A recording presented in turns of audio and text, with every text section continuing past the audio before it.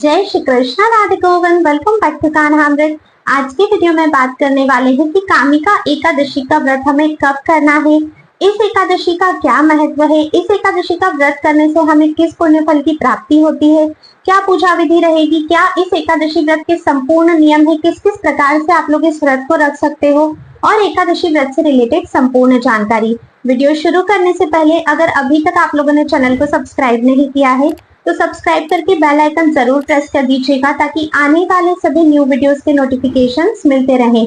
चलिए इस वीडियो को शुरू करते हैं। देखिए, कामिका एकादशी जो कि श्रावण मास में आती है और अभी चातुर्मास भी चल रहा है, तो ये एकादशी अपने आप में बहुत ज्यादा पवित्र हो जाती है। देखो, वैसे तो साल की हर एकादशी का अपना अलग ही महत्व होता है, लेकिन चातुर्मास में जो भी एकादशियां आती है उसमें एकादशी व्रत करने का, उपासना करने का, भगवान के नामों का जप करने का हमें कई गुना अधिक फल प्राप्त होता है, क्योंकि चातुर्मास का महत्व ही होता है प्रभु की उपासना करना, प्रभु के समीप रहना, और ऐसे में उनकी प्रसन्नता के लिए एकादशी व्रत करना तो हमारे लिए बहुत ज्यादा फलकारी हो जाता है।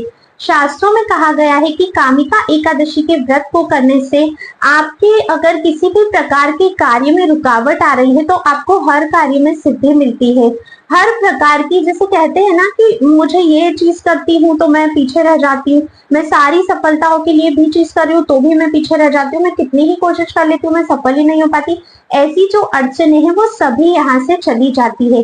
कामिका एकादशी का व्रत करने से आपके जो पूर्व जन्म के जितने भी पाप होते हैं वे सभी नष्ट हो जाते हैं। देखिए, हर एकादशी पर ना उस एकादशी की कथा सुनना भी बहुत ज्यादा इंपॉर्टेंट होता है। तो कामिका एकादशी व्रत की कथा आप लोगों को चैनल पर कामिका एकादशी वाला दिन मिल जाएगी। जब आप लोग वो कथा सुनोगे ना, उसमें डिटेल में आपको पता चलेगा कि कितने कितने अधिक पुण्य लाभ हमें इस एकादशी का व्रत करने से मिलते हैं।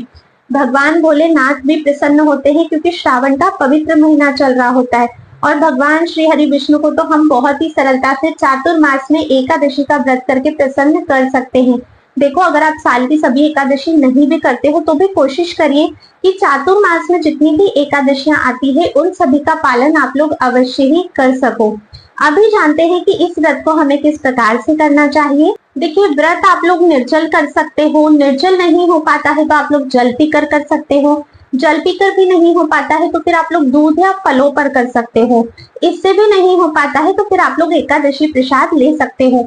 एकादशी प्रसाद में बहुत सारी चीजें आ जाती है, पर आपको उन चीजों का ध्यान रखना है जो खाने लायक है। जो नहीं खाने लायक है एकादशी वाले दिन वो नहीं खाना है। आपको चैनल पर एक प्लेलिस्ट मिलेगी एकादशी इंपॉर्टेंट वीडियोस, उसका लिंक भी मैं आपको डिस्क्रिप्शन बॉक्स में दे दूंगी। उस प्लेलिस्ट में एक वीडियो है एकादशी पर क्या खाना है और क्या नहीं खाना है, उस वीडियो को जरूर चेकआउट करना व्रत करने से पहले, ताकि सही चीजों का सेवन करके आप अपने व्रत को भंग ना करो, क्योंकि काफी सारे लोग पता नहीं क्या क्या चीजें एकादशी व्रत में खाते हैं। सबसे पहला नियम पता है एकादशी व्रत का क्या होता है कि इस दिन आपको अन्न का त्याग करना है, और कुछ आपसे हो न हो और कुछ आपसे बना ना बने, अन्न का त्याग तो आपको अवश्य ही करना है। और इस दिन हमें किसी और को भी अन्न नहीं देना चाहिए। कोई भिक्षुक आपके घर आता है, कोई पशु पक्षी है, कुछ भी है, अगर आप गौ माता की भी सेवा करते हो तो उन्हें भी इस दिन आपको अन्न प्रसाद नहीं देना है। आप एकादशी प्रसाद ही हर किसी को दे सकते हो। तो ये तो हुआ व्रत किस प्रकार से करते हैं। अगर मैं नियमों की बात करूं तो देखिए, एकादशी का जो व्रत होता है वो कभी भी एक दिन का नहीं होता है, उसे हमेशा 3 दिन के नियमों के साथ हमें फॉलो करना होता है, जिसमें दशमी, एकादशी और द्वादशी ये 3 तिथियां आती है जिनका नियम हमें निभाना है। तो देखिए, दशमी तिथि के कुछ नियम इस प्रकार होते हैं कि उस दिन आपको एक समय भोजन करना है, सूर्य अस्त हो जाने के बाद भोजन नहीं करना होता है। एक समय का भोजन भी आपका ज्यादा हैवी या गरिष्ठ नहीं होना चाहिए, हल्का भोजन आपको करना है जो डाइजेशन के लिए आसान रहे, क्योंकि नेक्स्ट डे आप लोगों का व्रत रहने वाला है। तामसिक भोजन नहीं करना है, बिना प्याज लहसुन का भोजन आप लोगों को करना है, ठीक है। इसके बाद आप लोगों को मांस, मदिरा जैसी चीजें तो बिल्कुल भी नहीं लेनी। अब सोचो, जब हमें तामसिक भोजन ही नहीं करना है तो इन बाकी चीजों से हमें कितना दूर रहना है। जुआ वगैरह, चोरी डकैती, ऐसे किसी भी कार्य में इन्वॉल्व नहीं होना है। एकदम अपने आप को शुद्ध रखना है, मन से भी और तन से भी। इसीलिए पूर्णतः ब्रह्मचर्य का पालन भी हमें दशमी तिथि पर करना होता है। और भी दशमी तिथि के छोटे छोटे बहुत सारे नियम है, इस वीडियो में अगर कवर करूंगी ना तो ये वीडियो बहुत ज्यादा लंबा हो जाएगा। प्लेलिस्ट पे जाइएगा, वहां पर एकादशी नियम की वीडियो भी है, उसमें डिटेल में मैंने तीनों तिथि के नियम बताए हैं। अभी मैं थोड़ा शॉर्ट में आप लोगों को बता देती हूँ। रात्रि में इस दिन धरती पर शयन किया जाता है, तो इस तरह से हमें दशमी के नियमों का पालन करना होता है। एक प्रश्न यहाँ पर आता है कि अगर हम सूर्यास्त से पहले भोजन नहीं कर पाते हैं तो क्या बाद में कर ही नहीं सकते? तो बाद में आप लोग फलाहार कर सकते हो, जो एकादशी प्रसाद हम लोग ग्रहण करते हैं सूर्य अस्त होने के बाद अगर करना पड़ता है तो फिर आप लोग फलाहार कर सकते हो। अन्न प्रसाद ऐसे में आपको नहीं लेना होता है। अब बात करते हैं एकादशी वाले दिन, जो कि अपने आप में बहुत पवित्र तिथि होती है। सर्वप्रथम तो इस दिन ज्यादा देर तक नहीं सोना है। ब्रह्म मुहूर्त में सभी को उठ जाना चाहिए। ब्रह्म मुहूर्त में उठिए, भगवान श्री कृष्ण की मंगला आरती कीजिए, तुलसी देवी की सेवा कीजिए। मंगला आरती किस प्रकार से किया जाता है, इस वीडियो का लिंक आप डिस्क्रिप्शन बॉक्स में से चेक कर सकते हो।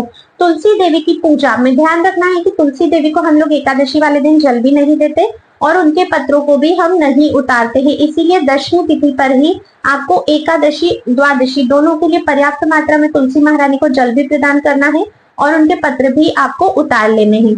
तो तुलसी महारानी को बिल्कुल भी कष्ट ना देते हुए आपको उनकी पूजा करनी है। उसके बाद पूजा में चावल का प्रयोग इस दिन नहीं किया जाता है, तो सफेद तिल का आप लोगों को प्रयोग करना है। फूल वगैरह चढ़ाइए, तुलसी देवी की आरती कीजिए, उनकी परिक्रमा कीजिए। कम से कम आप 4 परिक्रमा कीजिएगा। ज्यादा से ज्यादा जितना भी आपका शरीर आपको साथ देता है उतनी परिक्रमा कर सकते हो। समय बचता है तो वहीं बैठकर थोड़ी देर आप लोग मंत्रों का जाप भी कर सकते हो। नहीं तो जो भी आपका डेली रूटीन का काम है वो करो। भगवान श्री कृष्ण की अभी तक सिर्फ मंगला आरती हुई है, श्रृंगार आरती अभी उनकी बाकी है। अब जैसे ही आप अपने कार्यों से फ्री होते हो तो भगवान की पूजा करने की बारी आती है। तो देखिए, पूजा करने के लिए आप लोगों को भगवान को चरणामृत से अभिषेक करवाइए, येलो कलर के वस्त्र पहनाइए। पूजा की मैं एक सेपरेट वीडियो बनाऊंगी जिसमें मैं डिटेल में सारी चीजें बताऊंगी। उनका श्रृंगार कीजिए, सारी चीजें कीजिए, इस तरह से भगवान की पूजा संपन्न कीजिए।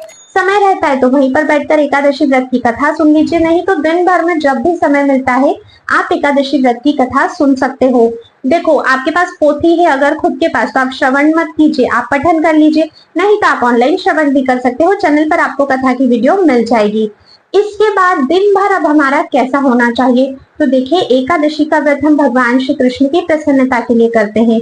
तो स्वाभाविक है हमें वैसे ही कार्य करने हैं जिससे भगवान श्री कृष्ण प्रसन्न होते हैं। आप लोग भक्तों का संग कीजिए, मंदिर जाइए, ग्रंथों का पाठ कीजिए, भगवान का लीला चिंतन कीजिए, भगवान के नामों का जप कीजिए। इस तरह से अपने संपूर्ण दिन को व्यतीत करने की कोशिश कीजिए। अब देखिए, अगर आप लोग ऑफिस जाते हैं, स्कूल जाते हैं, इतना समय नहीं है कि घर पे बैठकर पूरा समय भगवान के लिए कुछ कर सको, तो कोई प्रॉब्लम नहीं है। जो भी आपका डेली रूटीन है उसे फॉलो कीजिए, लेकिन मन से भगवान का स्मरण बनाए रखिए। एकादशी वाले दिन आपको दोपहर में बिल्कुल भी नहीं सोना चाहिए, इस बात का विशेष ध्यान रखिएगा।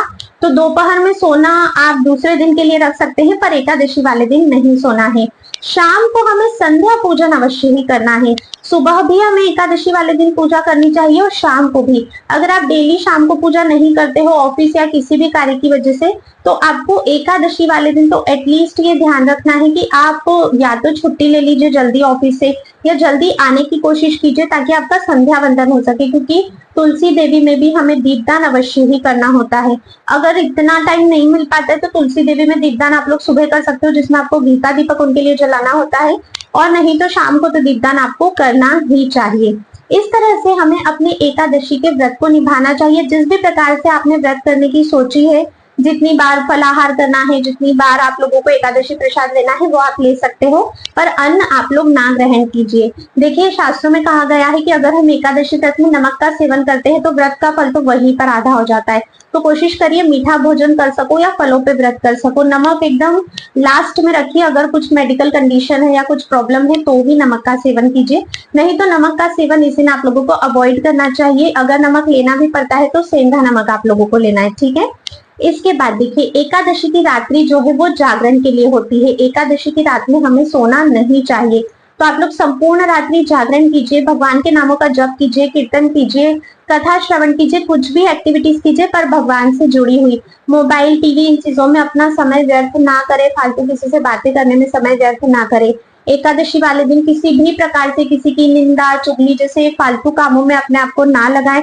कम से कम बोले ताकि ज्यादा से ज्यादा हम भगवान का चिंतन कर सकें, क्योंकि ओवरऑल मोटिव ना हमारा एकादशी व्रत का यही है कि हमें भगवान को प्रसन्न करना है, ठीक है। तो उसी पर हमारा फोकस होना चाहिए एक दिन के लिए। बाकी सारी सांसारिक चीजों से खुद को थोड़ा सा हमें बस दूर रखना है। अगर आप पूरी तरह से रात्रि जागरण नहीं कर सकते हो तो कम से कम रात के 12 बजे तक तो आप लोगों को जगना चाहिए, उसके बाद आप चाहे तो सो सकते हैं।